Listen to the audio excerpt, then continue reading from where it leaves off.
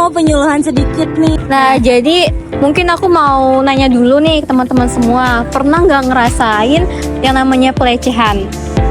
Kalau misalkan pernah ngerasain, mungkin jangan takut buat speak up, karena kalau misalkan takut buat speak up, kitanya yang bakalan down. Jadi kebanyakan 1-3 wanita di Indonesia banyak mengalami yaitu pelecehan seksual, baik itu secara verbal ataupun non verbal.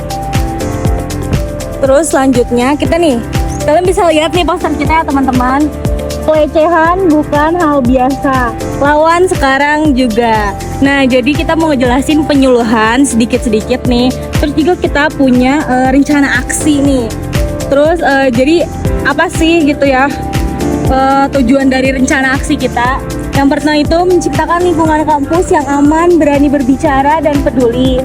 Melalui edukasi yang kita berikan ke teman-teman, serta dukungan nyata buat dan juga yang terakhir ada sistem pelaporan. Gimana caranya teman-teman bisa ngelapor kalau misalkan teman-teman ngerasa, oh aku nih jadi korban pelecehan seksual.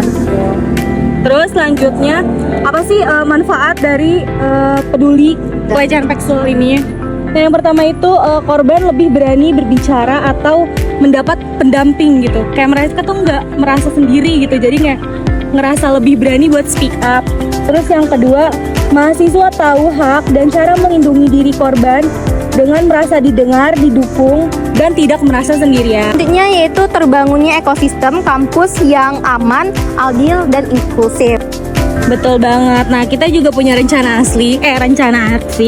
Judulnya itu peka. Yang pertama itu P ada pelaporan, E itu ada edukasi, dan K yaitu yang terakhir kampanye.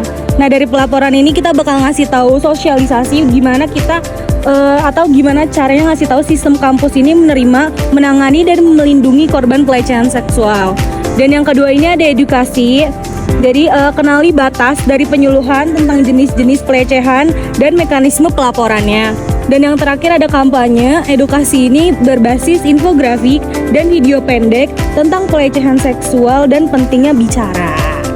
Oke, gimana sih cara sistem pelaporannya? Kalau misalkan kalian salah satu mahasiswa nih, kayak teman-teman sekalian, kalian bisa lapor ke badan yang ada di IPB, entah dari DPKU ataupun langsung ke customer service-nya IPB. Kalau kalian merasa kayak terjadinya nih di lingkungan sekitar kampus, kalau misalkan di sekitar IPB, di sekitar Indonesia atau di sekitar masyarakat, kalian bisa langsung aja lapor ke Komnas HAM atau perlindungan hak perempuan. Teman semua boleh isi barcode-nya buat bisa bantu kita mengisi. Iya, bisa di-scan dulu. Oke. Makasih atas waktunya teman-teman semua. Bye-bye. Pelecehan seksual bukan hanya pelanggaran moral. Ini adalah kejahatan terhadap hak asasi manusia dan nilai-nilai leluhur bangsa Indonesia. Tindakan ini melanggar pasal 28G ayat 1 Undang-Undang Dasar 1945 yang berbunyi, setiap orang berhak atas perlindungan diri pribadi, keluarga, kehormatan, martabat, dan harta benda. Dan juga pasal 28I ayat 1 yang berbunyi, hak untuk hidup, hak untuk tidak disiksa, hak kemerdekaan pikiran dan hati nurani adalah hak asasi manusia yang tidak dapat dikurangi dalam keadaan apapun. Lebih dari itu, pelecehan seksual mencederai seluruh sila Pancasila, merusak rasa kemanusiaan, menghancurkan persatuan, menodai keadilan, dan mengabaikan demokrasi.